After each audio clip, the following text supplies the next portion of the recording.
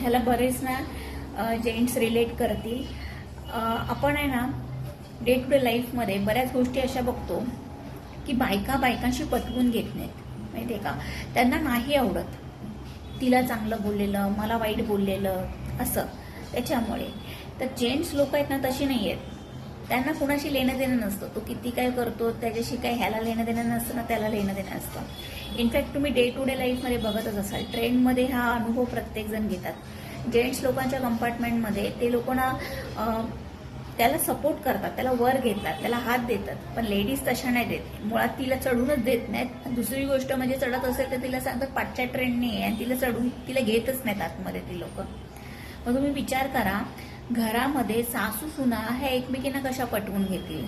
जर अनोळखी लोक एकमेकांचे एवढे दुश्मन आहेत तर जे ओळखतात एकमेकींना त्या एकमेकींना कशा पटवून घेतील.